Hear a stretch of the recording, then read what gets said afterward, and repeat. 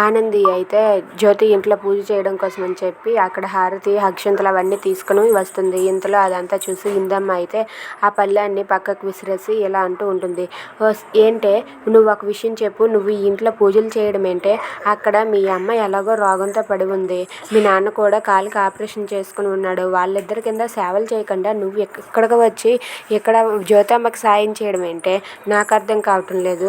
అసలు ఏ దిక్కు మొక్కు లేని దానివి, వాళ్ళు నిన్ను పెంచుకున్నారు, అలాంటి వాళ్ళని నువ్వు ఎలా చూసుకోవాలి, అలాంటిది వాళ్ళని చూసుకోకుండా ఎక్కడికి వస్తావంటే పదే పదే అని చెప్పి అంటూ ఉంటుంది. అది విని ఆనంది అయితే చాలా బాధపడుతూ ఉంటుంది. ఇక ఇలా అంటూ ఉంటుంది, అయినా నీకు ఈ ఇంట్లో పూజలు చేసే అర్హత లేదు, ఎందుకంటే నీ అమ్మ నాన్న ఎవరో ఏంటో తెలియదు, అలాంటిది దిక్కు మొక్కు లేని దానివి, నువ్వు ఈ ఇంట్లో పూజలు చేయడానికి వీల్లేదని చెప్పి అంటుంది. ఇదంతా వింటున్న హైమావతి అయితే కోపంతో రగిలిపోతూ ఉంటుంది. ఇక ఆనంది మాత్రం బాధపడుతూ ఉంటుంది. Thanks for watching friends, please subscribe.